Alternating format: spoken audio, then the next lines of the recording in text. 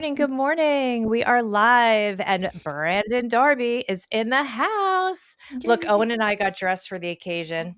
We're all matching. I Mhm. didn't get the memo, so Good morning, everyone. We'll give you a chance to come in and get settled down, and I'll get locals on. Good morning, YouTube and Rumble, Spotify, and X, and our beloved locals subscribers. Owen and Marcella, are you guys ready for Brandon? We were so psyched yesterday, but we had extra time today to get all jacked up for Brandon's visit here. I am. I'm ready. Let's go. All right, let's go. good. All right, so you guys, we have to do one thing first, and then we're going to get right into it with Brandon. Here we go. I was going to skip the simultaneous sip, but I can tell you need it. You do. You need it. I don't have any coffee with me, so we will be substituting the delicious aqua. Aqua is some other language for water. Latin? I don't know. Doesn't matter, does it? Well, if you'd like to join me for the simultaneous sip, really the second one of the day, this one's the bonus one. This is just, almost too much. All you need is a cup or a mug, a glass, a tanker, chalice, or sign, a canteen, jug, or flask, a vessel of any kind. Fill it with your favorite liquid. I'm liking water at the moment. And join me now for the unparalleled pleasure of the dopamine hit of the day, actually the second dopamine hit of the day. The thing that's going to make everything a little bit better still. It's a simultaneous sip. Go.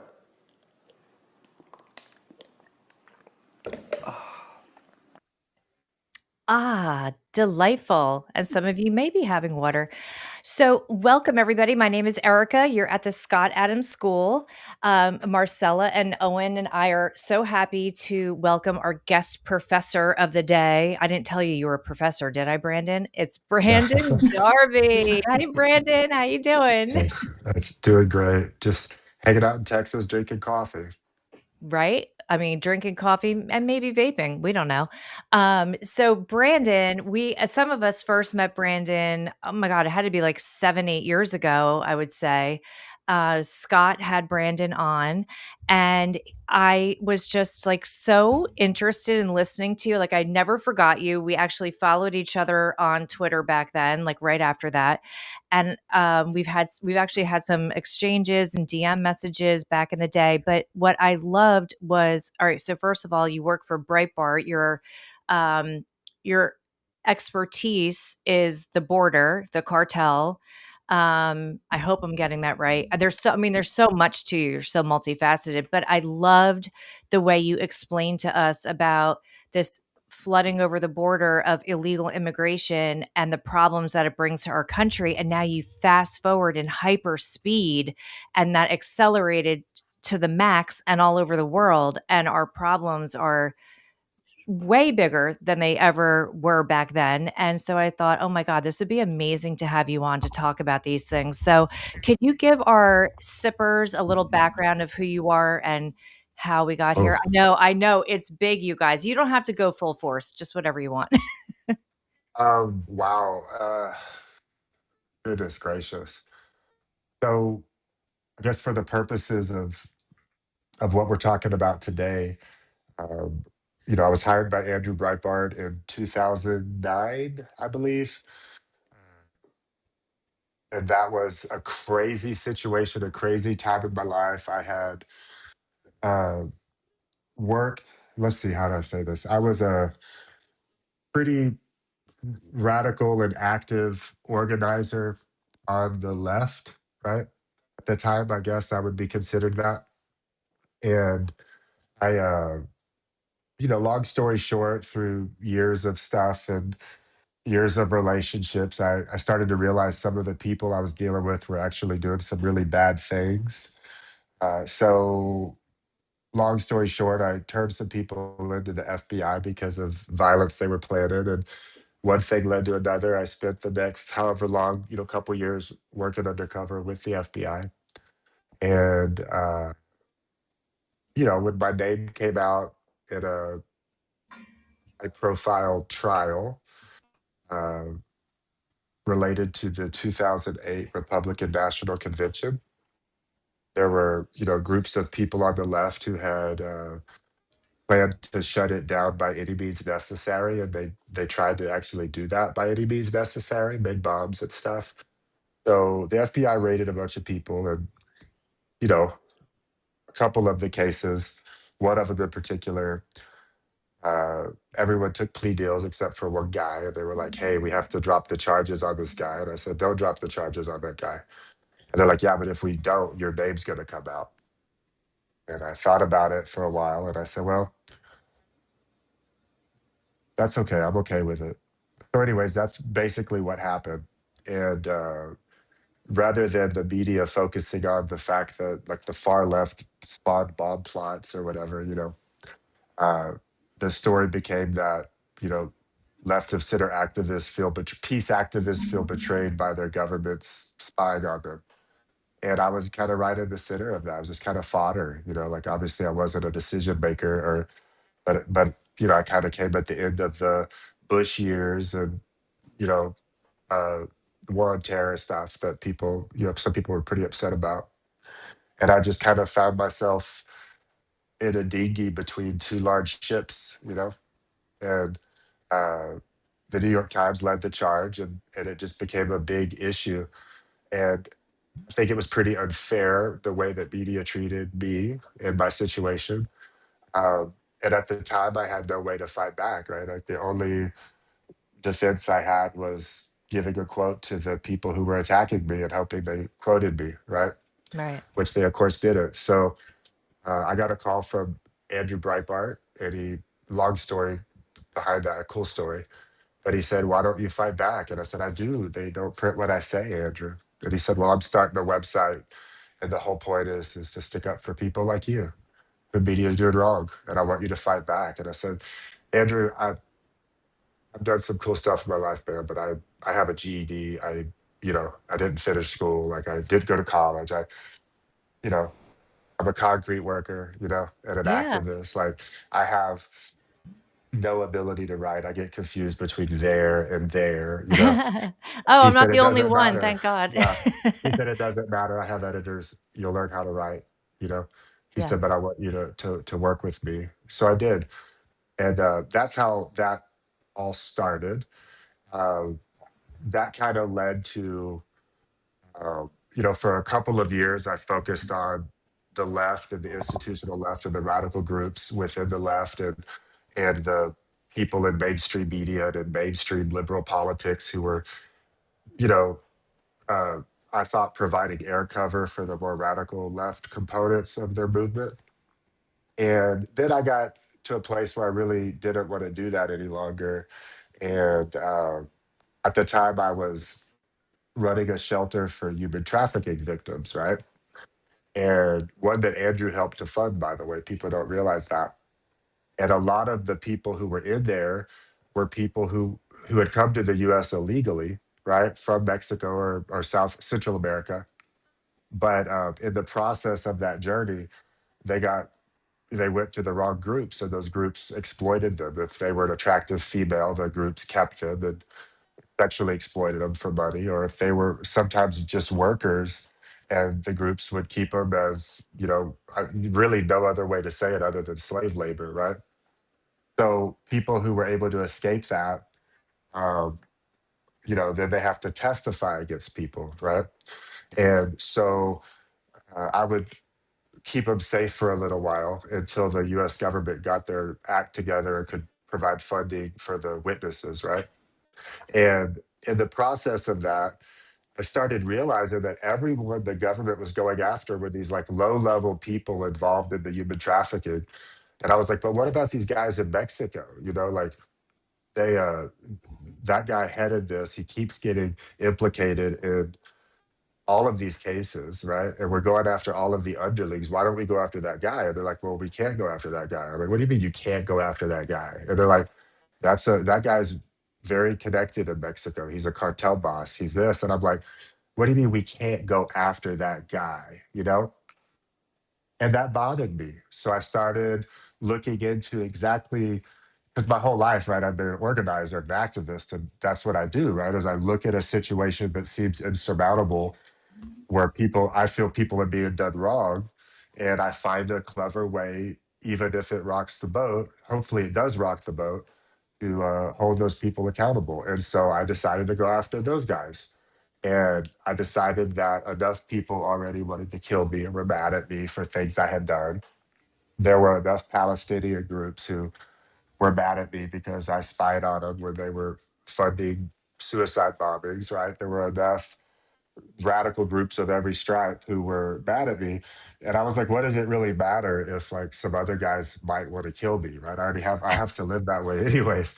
So I went after them. And the way I did it was through media and through media attention, right? And to the way Breitbart did it was to look for fledgling candidates or people who wanted to run for office, and they didn't really have a lot of core issues, and was to suggest that the border and cartels become core issues to that candidate, right?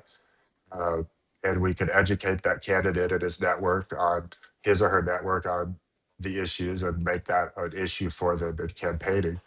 And well, here we are today, right? So Yeah. that's what we did, and the details of how we did that, and how we developed writing programs in Mexico to bring attention to cartels, how we navigated that, I guess we'll get into today. But the gist of it is we simply uh, we simply put our heads together and found a way to hold cartels accountable. You know, to actually go after those people who were at the leadership of the center of these awful things that were happening in our country to What Was people. I this Oh, go was ahead. this part where you were advising candidates about cartel issues? Is that before or after Trump Um, went into office? it was before. So it was before. So the Trump thing is interesting because I think Trump's, and it's not that Trump doesn't legitimately care about the border. He obviously does, right? As I mean, whether you like Hmm. him or dislike him, the guy Yeah. cares about the issue. Uh, his network cares about the issue. Specifically, Stephen Miller cares about the issue. Uh, but I can say that I think at the time, you know, Breitbart was, you know, Andrew had passed away. Breitbart was headed by Steve Bannon, and Steve Bannon and Trump were talking long before Trump ran for office, right? Mhm. And I think it was Bannon who really pushed the border as his key issue. And uh, you know, again, I'm not really that political as a person. I actually can't stand it. When I get invited to a governor's ball, I send a staff member. I don't go. You know, I don't want to. I just don't like to participate. I don't like the things that you have to do to participate in politics, right? I don't like them. And people can argue that. They're like, what are you talking about? Like, we all know what I'm talking about. Yeah. Like, I don't like the things you have to do. And so I generally avoid that. But but having a candidate who cared about the issue. The whole cartel thing was interesting because uh, at the time I was, you know, I felt like what I had went through, uh, having worked undercover with FBI and testified, I felt like Border Patrol agents were being treated the same way I was treated by media, right? They had no voice. And there was an organization called the National Border Patrol Council, which was the union that represents Border Patrol agents. And I decided that we would just give them a voice, you know, to counteract what, you know, give them a voice in a space where they didn't have one. And so during 2000, I guess it was 14 or 15, they were really intensely behind, you know, they liked John McCain and they liked Ted Cruz, right? Um, and so what happened was they ended up endorsing Donald Trump when it was just Trump and Cruz left. And I think that's what really pushed Trump over the edge, right? Maybe he would have won that primary anyways, but I think that played a part. And so a very significant moment was, you know, I'm trying to not get into too much of how the sausage was made, but I want to walk a line here, but I don't want to get into personal conversations. But the gist of it was is that you know, if Trump promised to give Border Patrol agents through the National Border Patrol Council direct access to the president so that they could circumvent all of the political filters that the bureaucratic filters that happened going up through the agencies, right? So the agents on the ground could have direct access to him. And if he would commit to that openly, and commit that his administration would go to war against Mexican cartels, then the National Border Patrol Council would endorse him. And uh, I guess now infamous interview co-hosted with Steve Bannon, and Stephen Miller came on. We had talked beforehand, and he committed to all of that for the Trump administration. And shortly thereafter, the National Border Patrol Council endorsed him, took the wind out of Ted Cruz's sails, and put that wind into Donald Trump's sails. And Trump ultimately has, like, he's kept those promises when it Yeah. comes to that, for sure. For sure. Again, Um, regardless of how people feel about him, I recognize there are a million issues, and we could raise all kinds of things about any politician or political of leader. course. But as a person who has dedicated so much of his life to trying to get Americans to care about border issues and trying to do something about it, trying to bring a voice to Border Patrol agents, and trying to go after Mexican cartels, uh, I can tell you I'm pretty happy with that aspect of the Trump presidency. You know, Oh yeah. No, I this was a big issue for Scott too because we all were fighting the battle and still are about, fentanyl coming from China and then coming through the border through Mexico. And I don't know if you know, but Scott's stepson had died from a fentanyl overdose some time ago. And so this became personal for a lot of us because we all wanted to fight against it. And I just don't think people really realize, you know, I mean, I do think a lot of the people, and again, like I know you don't want to be political, so I'm just speaking like I don't mind roundabout, being but political. okay, I just don't like to be involved in political circles, but I'll got it. have plenty of thoughts and opinions Okay. So that happen I to feel share. like the people on the left in particular that, are just like, let them all come in. I'm like, I don't think they really get it. I don't know that they are just honest brokers and they're thinking like, oh, these are just good, well intentioned people. And I'm just, how do we not have a whole society that understands about the trafficking and the cartels, the sex trafficking, the slave labor, that there's cartel all over our country now, that the cartel rules Mexico, that the president of Mexico is beholden to the cartel, and it's just and then forget about all the other countries that we're also importing, like with Haiti now and Somalia and China and everything else. So I don't know. Do you think that these people that are in the streets, like God bless, let everybody over, are just really that ignorant? Um, I think the vast majority of human beings are well intentioned, right? That's what I think. I think that, circa 2009, circa 2010, 2011, um, if you had asked most people on the right, they would say, I'm not against immigration. I'm just against illegal immigration, right? And even Andrew famously said, I wish everyone who wanted to come here could come here. They just have to do it legally, right? I wish there were ways for them to do it legally. Well, that's where a lot of people were. Well, it turns out when you really follow that logic down, if you focus on it, that in itself is problematic. Okay. Um, but we didn't know that, right? We just were worried about our nation's laws. We were worried about people just disregarding our nation's laws.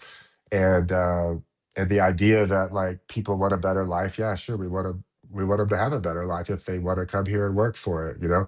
That idea is, it's like you know, how many of you remember being like 20 years old and you're sitting in some coffee shop, right? Maybe you smoked a bong rip or a pipe, or I don't know, maybe not. And then you went back inside and y'all sat there all night talking about how you would achieve world peace, and if the world leaders would all just get together, and maybe smoke what we just smoked, like, and just eat a meal and break bread and talk, we could resolve that. That kind of thinking, this idealistic, uninformed thinking, right? I think plenty of people on the right, myself included, had that at one point, and we had the best of intentions. Uh, but when you really put the pedal to the metal, right, you say, okay, clearly we cannot allow every person in this world, especially ones who want to kill us, especially ones who don't believe in freedom of speech, right? Especially ones who want to. I mean, what if you took a country where 70% of the male population believes in genital mutilation, and then you just immediately moved them over here, let them move here to one small state, to Rhode Island, right? Like all of a sudden they start to influence the politics and the policies of Rhode Island, right? Because there's such a large number of people who have come at once. You cannot have that. Okay. It just can't happen if something's incongruent. But you don't think that at the time, right? At the Mhm. time when you didn't think that far ahead. And I think that's what most people on the left, the average liberal, the average person, that's what they think. They're in that mindset. Do I think that the leadership on the left, that the strategists, are well intentioned? No, Right. not at all. I They think know. that they realize, they're like, hey, if if we import, billions upon billions of people a year into these red states, who are going to be dependent on government subsidies, um, they're going to vote for. Ultimately, we're going to get them to be voters, and they're going to vote for us. I think they absolutely know that. But I think the average person on the left is just an issue of not having thought something out, or they're just uninformed. And this is why voter ID just cannot get passed according to the left because it ruins their plan. But their plan is ruined anyway because these people are ruining our country and everybody's being affected by it and can see it. And, we had our friend Joshua Lysick on the other day, and he just wrote a book. It'll be out in October called The Haitians of Springfield. And it's the whole story about all these Haitians and what's happening in this little small area. And they don't want to assimilate. They want to and you're the one that first made me aware of this back in the day. They don't want to assimilate. They want to live their culture and their way of life here, and they don't care what happens here. So I think that's another big problem, and which I'll launch myself right into the whole stuff with Islam happening here.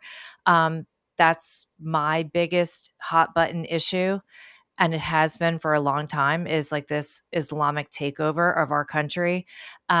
So could you talk more about that? What happens when these other cultures come pouring in here with no desire to assimilate, play by the rules, the laws, or anything? Well, okay. So we get into a situation, I think, or into situations where, like I said, we could be that young 20-year-old smoking bong grips, talking about philosophy at a 24-hour coffee shop, right, or whatever. Um, being idealistic. But we have reality that as we get older, we learn that there are realities we have to operate within and we have to recognize. So what I'll tell you is this. I have several friends who are Muslims. Uh, and for the most part, there's this one woman I know who's a lovely person, and she was a DACA recipient. Okay, she was a DACA recipient. She from Pakistan, and she spoke on a panel at Texas Tech. And what they do is these places, what they do is they bring someone like me in from Breitbart, and then everyone else on the panel is an academic, you know, who disagrees with me, and they shred me, right? That's what they try to do. But I'm very difficult to shred.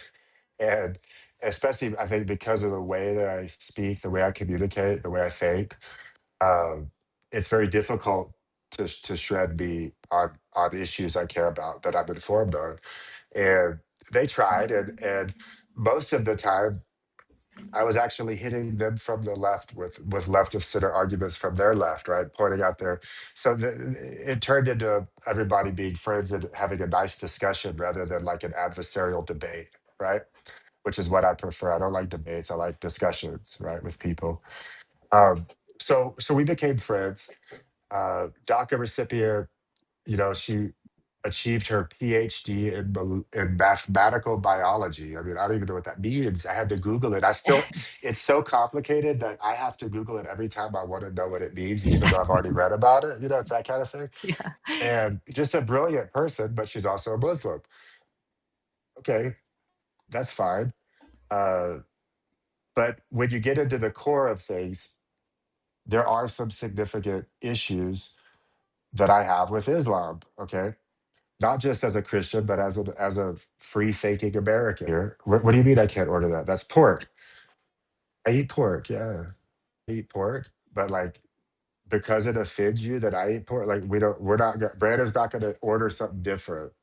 Just like you wouldn't order pork just because it kind of offends me that you don't eat it. You know, like it's like, Right, right. what are you doing here? Or you talk about freedom of speech and you say, hey, another Muslim friend of mine who owns a cafe, right? A hookah bar, actually, you know, funny enough.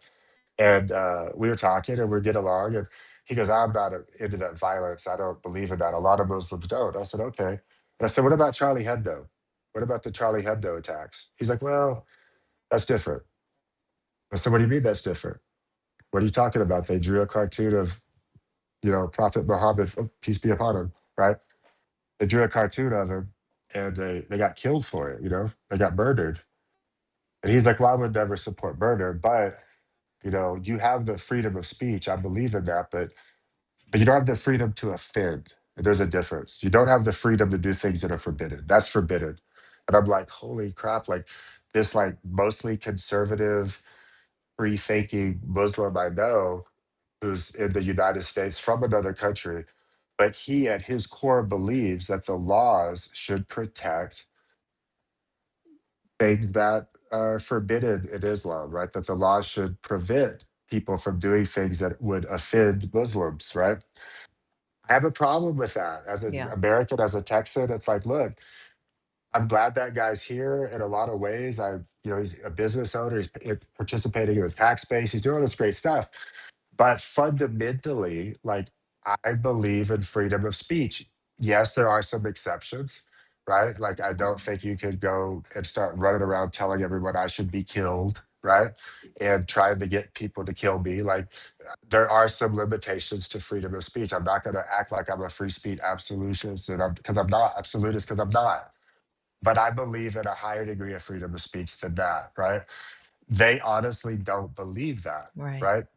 They don't. And so bringing people, even just from that argument, not mentioning the percentages of people in those communities who think it's okay to kill us, like Charlie Hebdo, that's like people who sympathize with that.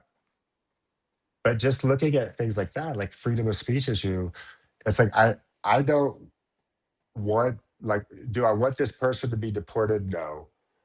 But do I want to heavily import people who think the law should prevent me from saying what I think?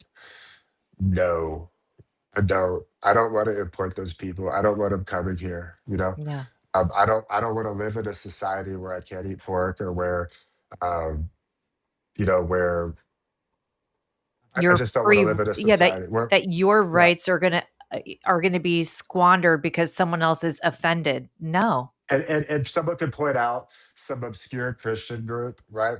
Who I also wouldn't want to live near because they're crazy.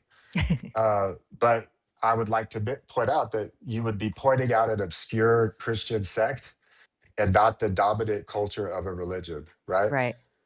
There's nothing in the dominant culture of Christianity that I find offensive. There's nothing in the dominant culture of Christianity globally that makes me feel scared. You know, I wish I could buy whiskey on Sundays in Texas. I mean, there's things like that. You know, um, that I think they have a role in or had a role in historically. Uh, but um, there's nothing that makes me feel like my way of life and the things I believe in the most are threatened by overall Christian culture. And I'm a Christian, right? There are things in the dominant Muslim cultures that I find threatening, to say the least. You know, Yeah. I find threatening not only to my way of life, but threatening to my life. You know, and I don't want to import that, and I think that's okay. You know, like it used to be not okay to say that, and well, whatever. That's what I think. You know, that's what I believe. Have compassion for them. I understand why people want to be here. I get it. I want to be here too. I'm glad I'm here. I'm glad I'm in this country. Very grateful that I was born here, right? That said, though, I have loved ones. I have things that, people I care about. I have things that matter to me. And I don't want to import a bunch of people who fundamentally disagree with my way of life, Right. and what I perceive to be, or what I know to be fundamental to what this country is. Marcella, did you want to ask something at this point here? Yeah, so maybe Brandon does know. I was born in El Salvador. I came as an immigrant here. Due to political issues in my country, my father was assassinated there, and I had to leave immediately with my family. But what I notice is what you're saying is true, but the other issue that the US faces is the children of these immigrants are also very radicalized. And they actually are allowed, because of birthright, citizenship, or whatever it is, they were born here, they've only lived here. When I talk to somebody born from a Salvadorian here, recently, they're like, "Oh, the El Salvador is great. The United States sucks. The United States is horrible." And I'm like, I wish I was completely 100% American, and I wish I could give up my citizenship in El Salvador. And I looked into it. So I said, "You know what? You have never lived in El Salvador if you love it to that degree." So what you get is a lot of immigrants from different nations that have children here that I don't know what they do. They idealize the life in another country, like in Mexico, Venezuela, Haiti, wherever it is, Saudi Arabia, whatever it is. So I've noticed that the more radical part of these immigrants are not really the first, born outside of here. They could be, but it's also the later generations. And I wanted to know what your thoughts are on that, and if you have, you know, face that when talking to people. Well, it depends on which cultures we're talking about, right? If we're talking about people from Islamic nations, from like Muslims particularly, specifically, um, I think there's a couple of things at play, right? Uh, well, if you really want, I just kind of deep, I guess, but I'll do it.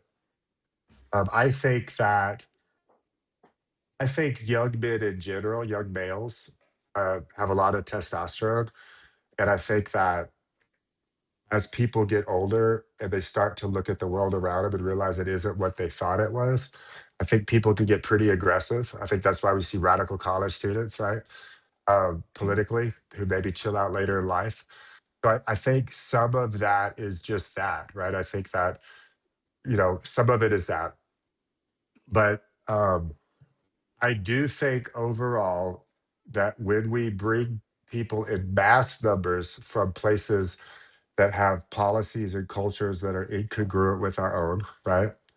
And I'm not just talking about white dominant American culture. I'm talking about general culture of the United States, right? Like we have thousands of probably tens of thousands of beautiful cultures, right? Like some of my ancestors were Cajun, right? We have great cultures in Louisiana, of Acadian French people, derived people.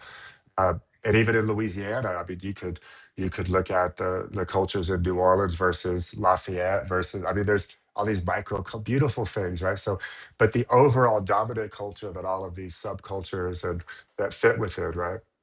Um, when we bring people who live in places that um, are not congruent with what we as a nation believe and want, right? For the most part.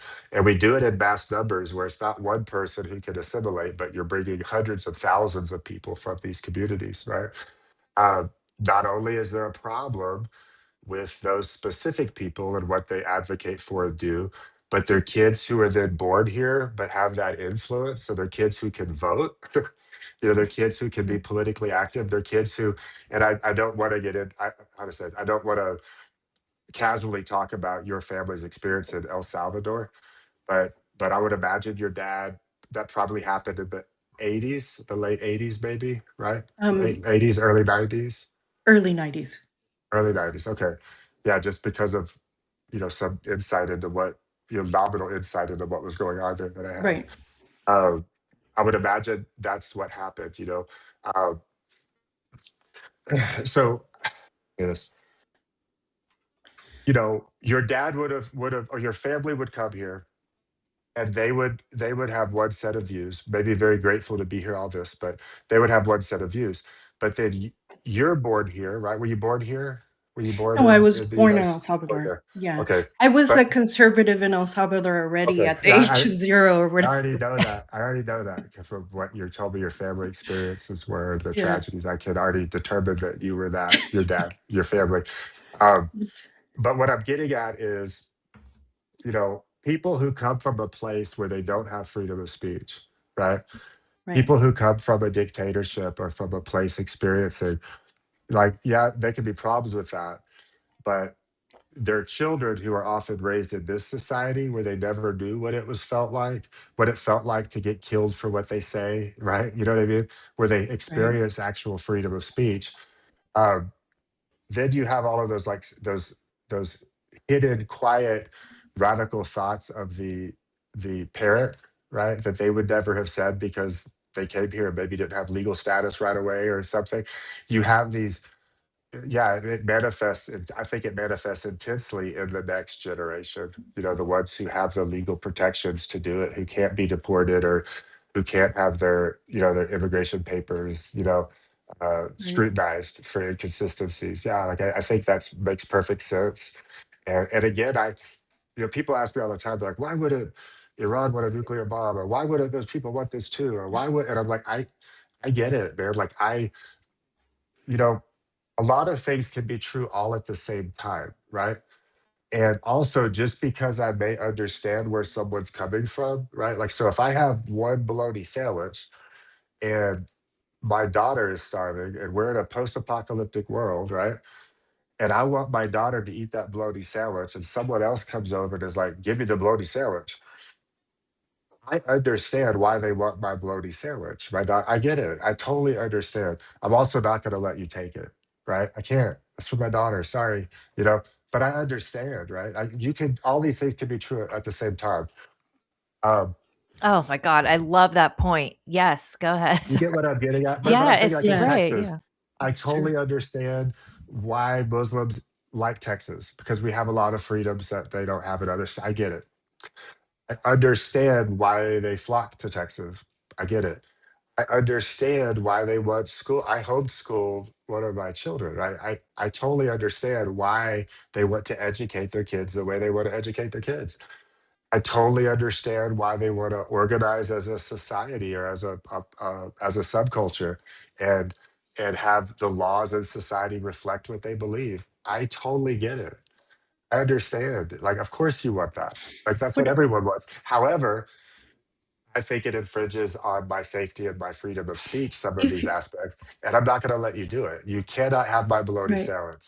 You Yeah. know, If you think about it, they have so much freedom in Texas. Everybody does. And if you look at Saudi Arabia, if you look at why I bring up Saudi Arabia is because it's a state that well, an empire, whatever you want to call it, kingdom that is not. There's no war. There's no issues, but they keep a tight lock on their radicalism. If any imam goes radical, they're on them, you know. So there's yeah. this idea that if you give them complete freedom, which is what Texas in a way is, they can take it and do what Run it with it. is with it and run with it. And that's the scary part, is that in the Middle East they wouldn't be able to do what they do here, because of all the controls in the Middle East. And And parts of so, it for sure. Yeah.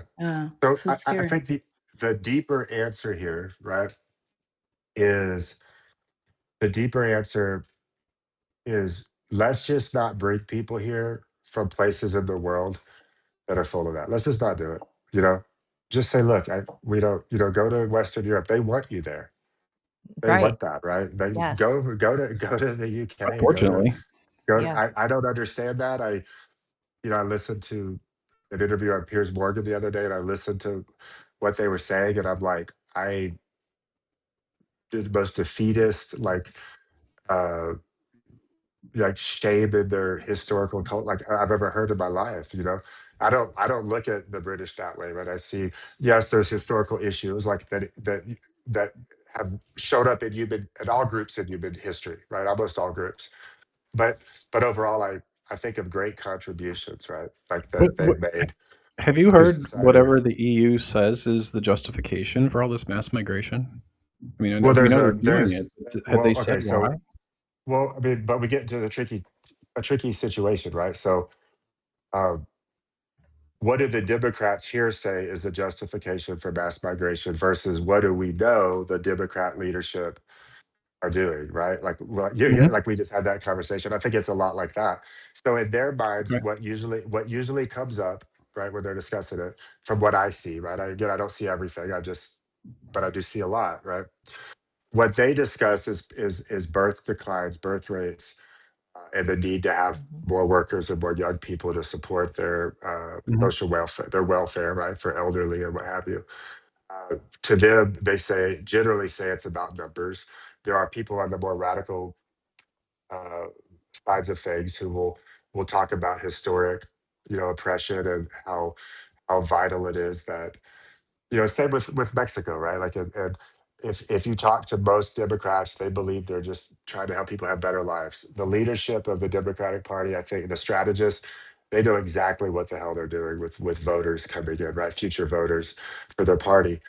But if you were to talk to more radical people in Mexico, they would say, like, yeah, the United States took that from us. We need to take it back, right? So I think the same is true. Like, are there are there people in the UK who think like, hey, we don't want to be racist. We should let everybody hear. Like, there are 100% that is occurring. Are there people who look at it and say, hey, we need to have more young people working to support the number of elderly people we're going to have on social welfare as, in 2 decades? There are people saying that as well. Are there also radical people thinking, hey, our ancestors tried to take all this and couldn't do it, but now we are? There's people saying that too. You know, all of those things are true at the same time. So I think the most asked question is, well, can we get these people out? Obviously, DACA is a problem. Birthright citizenship is a problem. I was thinking that too, Marcella. Like we have these millions of children that have been born here to parents who are radical, and now they're here. Um, so I know, like, with Haiti, so we just had the Supreme Court thing, so, like, the Haitians are going back. Stephen Miller said asylum's, like, over, like, there's no more asylum for anyone from any country. We'll help you find another country to go to, but it's not this one, we're closed. So I don't know, Brandon, like, as far as a solution, what like, to try to put, like, a positive spin on it, I everyone laughs at me because 'cause I'm always, like, the emotional one. I'm like, the Italian worry wart. And I'm just like, what are we going to do? What does the future look like? I know where I live in New Jersey, not where I live, but in New Jersey, there's a few towns that allow the call to prayer to be blasted out now like 5 times a day. Are you effing kidding me? Are you kidding me? Yeah, I only see churches being burned down, never mosques. And I'm not suggesting arson anybody. I'm just saying you just see things going in one direction all the time. Um, and as much as I've always paid attention to this matter, this is a million-year plan. They don't care how long it takes to take over the world, and they've been doing it little by little and now fast. So now we have Mondani, we have Ilhan Omar, and we have all these other little sub elected people coming in with the same ideology.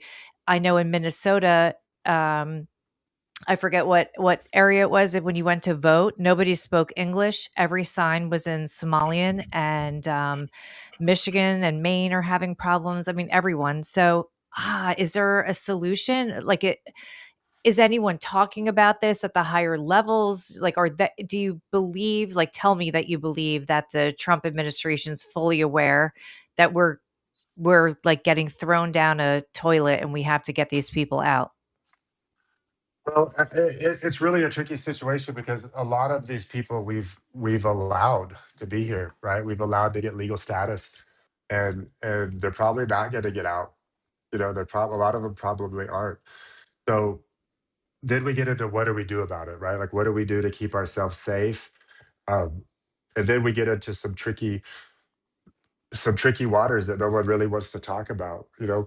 Um, when I was younger, right, and when I met Andrew, um, I worked undercover with the FBI, uh, and you know, ultimately the right defended me and celebrated me for having done that.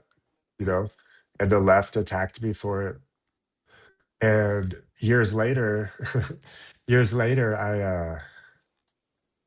the right would say, "How could you question the integrity of the bureau and the men and women who serve us? Protect us?" And the left was like, "No, blah blah blah blah blah." And then years later, I'm sitting here watching, and the left is saying, "How can you attack the integrity of the FBI?" And the right is attacking the FBI, right? You know, Yeah. and I'm like, oh my, like whiplash, right? Like watching how things change in society based on what benefits that particular network, political network at the time, Right. right?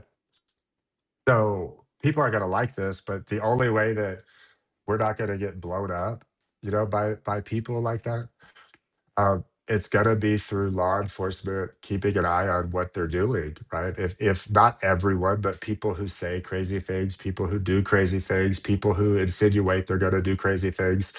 That's how most most bomb plots and death plots from that community are caught. It's because someone in that community says something, right, to law enforcement, and then law enforcement infiltrates those organizations. That's how it happens, right? Um, that's ultimately what's going to happen. And anytime you have a long-term investigation, right? Like, so a local cop sees you do something and they arrest you for it. A federal agent, no, like what they do is they see you do something and then they wonder how many other people are involved and how deep does the plot go. So what they do is they watch you, right? That's what they have to do. Whether it's creepy or not, that's the reality of what goes on. And anytime you have an investigation like that, you're going to have long-term involvement of informants or confidential human sources, operational sources. You're going to have long-term law enforcement involvement, which means off the get-go, every possible defense is going to be entrapment. There's no way around the fact that any good defense attorney is going to claim that because it's always grayish, right? Hmm. There's always that possibility. Maybe they were entrapped. We don't know. Like there's always that, right? And because there was such a long-term investigation, almost every case is going to end with a plea deal. Get it? Yeah. Hmm. Because there's so much evidence against you. There's so much overwhelming evidence. You have no choice but to take a plea deal. So then, once that's done, everyone comes back and is like, "Well, the informant entrapped him," you know, or maybe the informant entrapped him. Well, why does the government force everyone into plea deals instead of letting them have their day in court? Or, and we start this stuff. We did it as a movement. We did it ourselves in 2000. Uh, you know, we did a lot. Okay, like on January 6th. I know the vast majority of people who were there were not violent people. I know they were there protesting. I know a lot of innocent people got caught up in that. I know a lot of the people who went in the Capitol went through the front door and thought they were allowed to, right? I know that. But I also know that there were people there who were trying to do some stuff that we can't be allowed to, right? Let's be Hmm. honest about it. Yep. a All hundred right. percent. Same thing with the left at the 2008 Republican National Convention. The vast majority of the Democrats there protesting, they weren't a part of that stuff. Was there a small group of people using that ignorance and that energy to try to do some really bad things? There were, right? You get it? There were. Hmm. And so uh, we have to, one is kind of step back and realize what is actually necessary for us to keep ourselves safe now that we've brought in millions upon millions of Muslims. And the best data suggests 25 to 27% of them are sympathetic towards us getting killed when we offend their religion, right? Hmm. Um, what? what do we have to do now to keep ourselves and our children safe? And it's gonna the solution in that case is a law enforcement solution. First biggest solution is stop the importation of that. The second solution is we're gonna have to monitor threats and make sure that they don't successfully hurt other Americans. And but in order for that to happen, uh, we're all gonna have to. A lot of us on all sides are gonna have to start taking a little bit of a different attitude towards such efforts by law enforcement. You know, we probably have to stop attacking law enforcement as a whole every time somebody we might sympathize with gets in trouble for something crazy. You know what I Yeah. mean? Give them more power and also understand, you guys, not to be a Debbie Downer, but these communities are also infiltrating law enforcement. So there are, you know, there We are have problems. I mean, we have problems. we could turn this into China. We could turn this into. I mean, we have a lot of threats in our nation, and I don't know necessarily like the FBI needs more power. I think they have a lot of power. I think politically, right, and culturally, we probably need to be a little more presumption of support before we just pick them apart when it's politically convenient, because that's going to be what keeps us safe. I mean, someone talked to me the other day and they said, well, most political deaths that occur since 2002 are from the right. And I said, okay, hold on, man. I said, first off, it's interesting that you started in 2002. Let's start in 2001. You know what I mean? Yeah, Let's do let's. that. But I said, okay, let's start in 2002. Why is it that you do see some deaths from nut job lone wolves on the right? Well, I'll tell you why. Because it goes back to the law enforcement thing. People on the left, what are they? They're collectivists, right? They tend to organize in a collective manner, which means that they tend to do things as groups, right? They tend to do things as groups, which always leaves the possibility that one or two people in that group with a conscience are going to tell somebody, which then gives law enforcement the time to infiltrate and to pay attention and to prevent rather than the act come to fruition, right? Yeah. The right, if somebody's a nut job or crazy, they tend to do things very alone. We're individualists, right? We're not collectivists. We tend to not include a bunch of people into whatever we're doing, right? I don't include a bunch of people into my economic well-being. I'm responsible for myself. You're responsible for yourself, right? He's responsible for himself. She's responsible for herself. We're not collectivists. So we tend to do things alone. So that makes it, if only one or two people know about something bad that's going to happen, you're not going to find out about it until after it happens, right? But just because law enforcement is very successful for the most part in preventing left of center violence plots because of these dynamics I just discussed, doesn't mean that had nobody said anything or had law enforcement not been there, that there wouldn't be more acts of violence from the left. It doesn't mean that, or from Muslims, or from, you get what I mean? Yes. So we have to understand all these things. We have to understand the context that these things occur within. Um, and we're going to have to ultimately, have some real discussions and maybe change some attitudes uh, if we want to make sure we successfully defend ourselves against people who would want to kill us because we eat pork, or because we draw a picture of Muhammad, or because we say Muhammad without saying peace be upon him afterwards. And you know what I mean? We have to or because we support Israel, or we have Jewish friends and we speak up for them, right? Um, a lot of people on the right have different views about Israel. A lot of people on the right have different views about, I've heard a lot of views about Jewish people, right? I tend to be very supportive and sympathetic towards Jewish people, and I tend to be very sympathetic towards the state of Israel. That's me. Not everyone agrees with me. I recognize that. Uh, but I tend to be that way, right? So the idea that, if I wore a Star of David, or if I wore an Israeli shirt or bumper sticker, the idea there are people who would want to hurt me because I have that advocacy, Yes. and I want law enforcement. I deserve law enforcement in this country to keep me safe from those people, right? And 100%. and, and I just think we have to start looking at things differently and having some real conversations if we want to stay safe. And I think that ultimately we just have to stop importing mass numbers of people from places in the world that are very, very different from us. Do some people come? Sure. You know, do are there cases where I want there to be political asylum? Yeah, there are. But I think when you have the vast majority of people from south of our border applying for political asylum after they were coached by Mexican cartel transnational criminal networks on how Mm. to do so, I think we have a problem. You know what I mean? So Scott would always say to us to be useful, be useful. That was his motto. He lived his life that way till his very last breath, literally. What is something based on our conversation today that we can do to be useful to help preserve our way of life and our country and our freedom and our safety? Well, I think the biggest thing is being informed, right? Like I'm a news editor. I still write.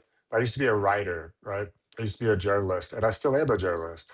But at that time, I would write about a situation. Okay, as an editor, I still do that, but my job is to understand the context that situation occurs within, that someone who works under me is writing about, and to make sure that we're best informing our readers. Okay. It's a very different situation.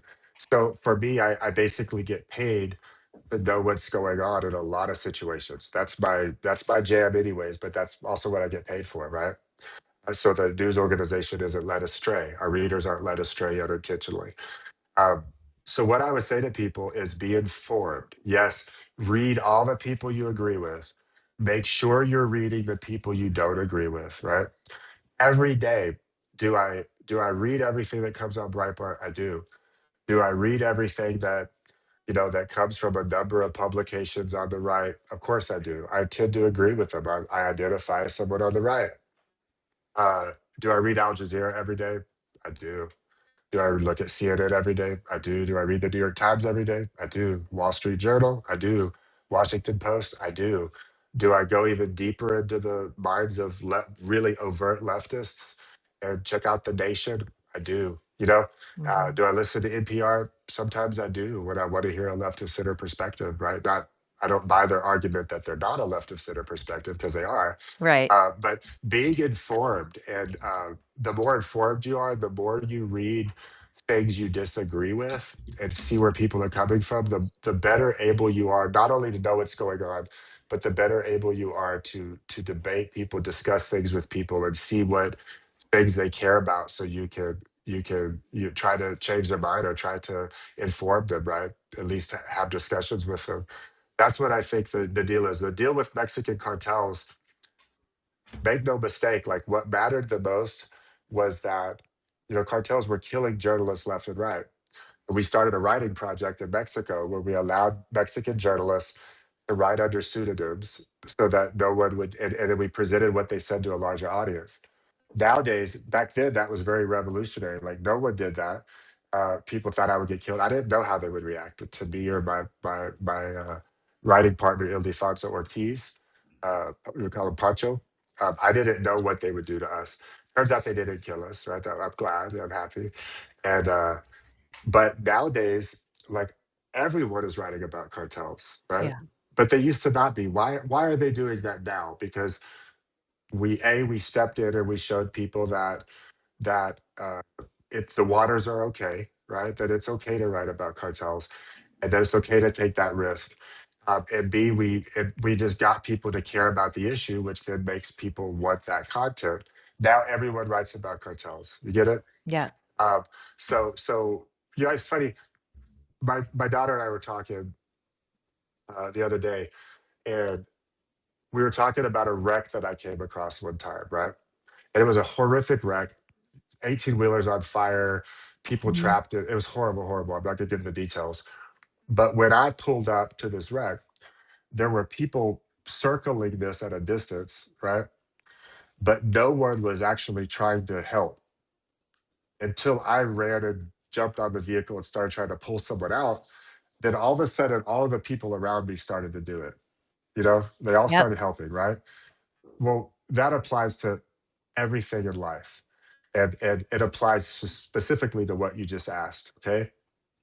What can you do? Be informed, right? Be sharp, and when you see something that needs to be said or needs to be done, start to try to do it, um, because a lot of people around you, they care. They just need that spark, right? They need that leader to emerge Mhm. and take the first step before they will. They need somebody to jump in the pool first before they'll jump in. I agree. And that's the best advice I could give. I love that advice. So, we're in the unique and sad and crazy position where, I believe Andrew Breitbart and Scott Adams are probably, two of the most important people we've had as voices in our country.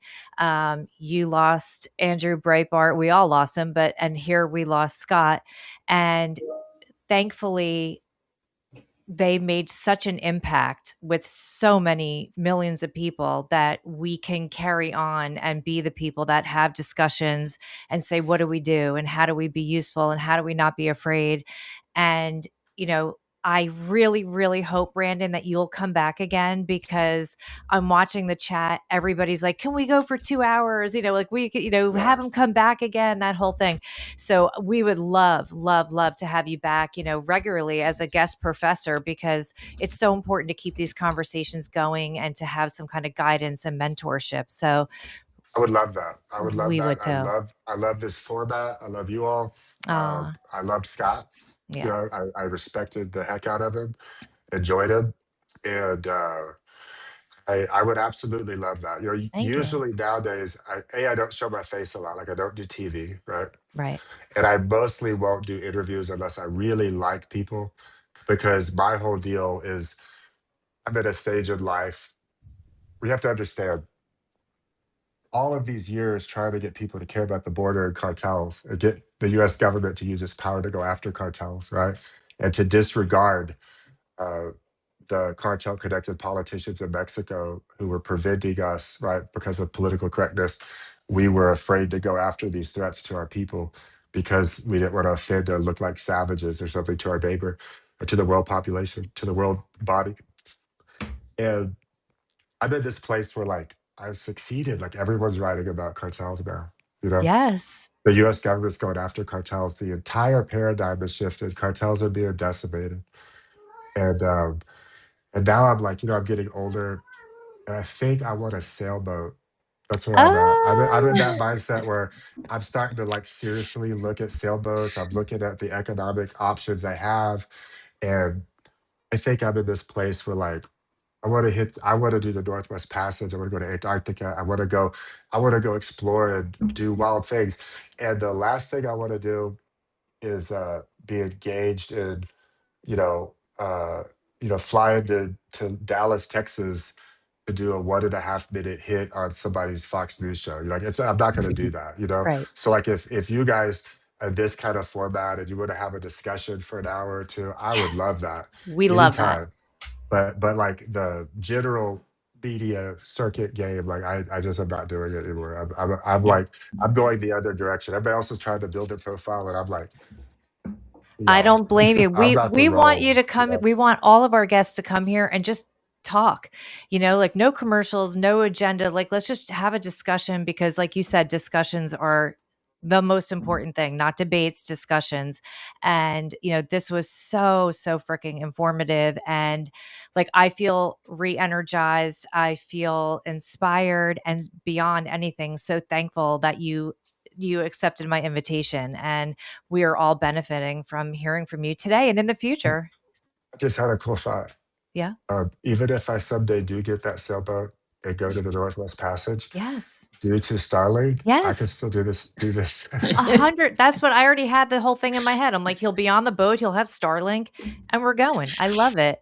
Just Oh, like well, Scott from thanks. Santorini. Yeah, exactly. Scott used to do the show from wherever he was also. So, Brandon Darby, is there anything that, where people should find you on X or, where you're writing, anything you um, wanted to tell them? yeah, at Brandon Darby on Twitter or X, I guess you call it now. I'm old enough that I say Twitter. Me I'm too. still gonna say Twitter. I Same. might say Twitter X, but I'll never just say on X. You know. Like, find me on X. And like to my generation, that'd be something very different. Like, I'm on X. It's like, no, I'm not on X. You know, Exactly. you get it. You I get it. do. So that's the best place to find me. At my work at Breitbart. Just Yeah. check out Breitbart News. You have a lot of very excited new fans, and same here. You're part of the fam. We're so happy. So let's, Thank you. yeah, thank you. Let's say goodbye to everybody, you guys. We always do. We always say thank you to Scott and to Shelly for allowing the show to go on. Thank you to Brandon Darby so much. And as always, a closing sip to our beloved Scott. And if you guys want to pop off or stay, I'll do a closing song from Akira and we'll let Brandon and everybody else go. All right. To Scott, you guys. Thank you. Cheers. Let's go. To Scott. Thanks, guys. Thank you.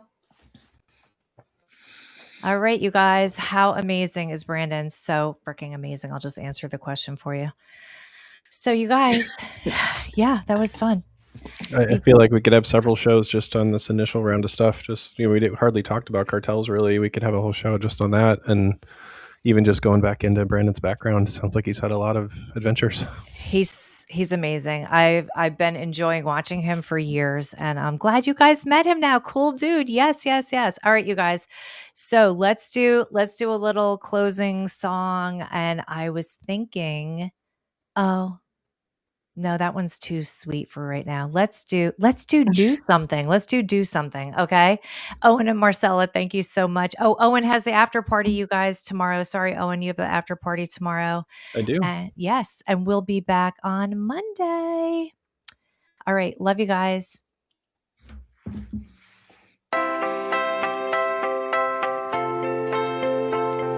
This is Do Something from Akira the Dong coming at you. Have you heard the phrase, freedom is just another word for nothing left to lose? You've heard that, right? Freedom is just another word for nothing left to lose. How about that college class you were going to sign up for? How about that sport you wanted to get involved in? How about that motorcycle you wanted? Too dangerous, right? You're free. You're free. Every one of you who is depressed and anxious, you're free. You're free. Because nothing you do will be worse than the way you feel right now.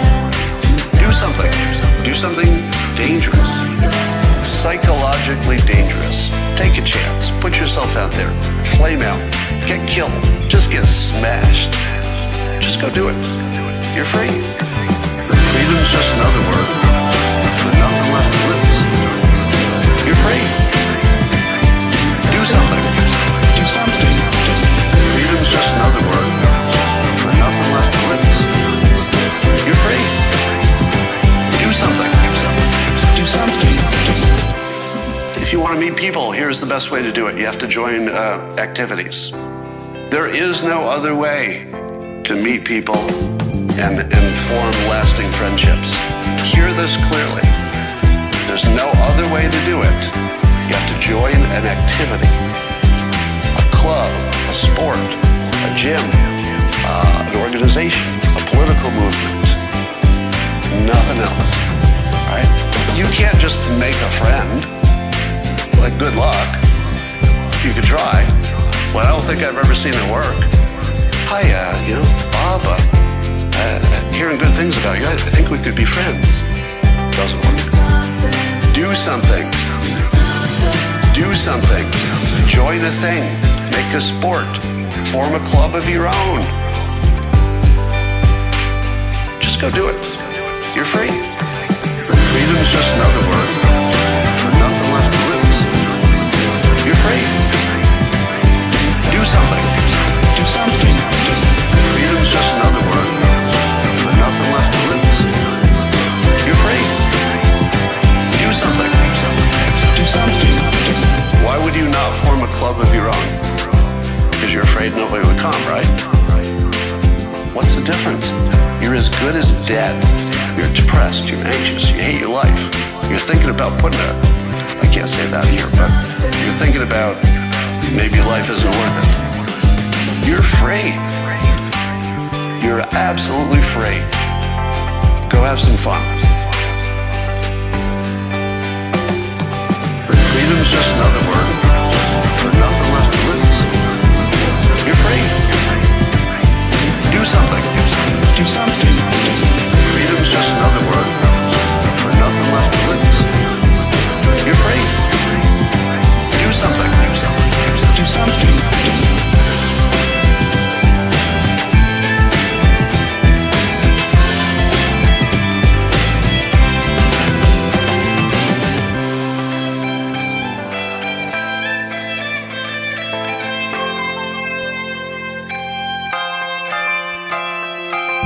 I gotta tell you, I've used this technique a number of times, and man, does it work.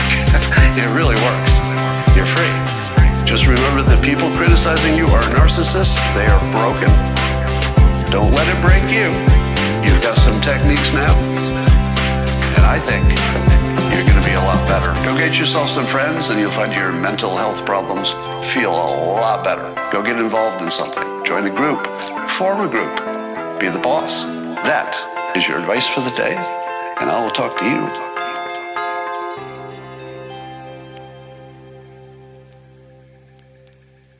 And we'll talk to you on Monday. You guys have a great, great weekend. Don't forget to join Owen at the after party, and we'll see you back here Monday. Love you guys.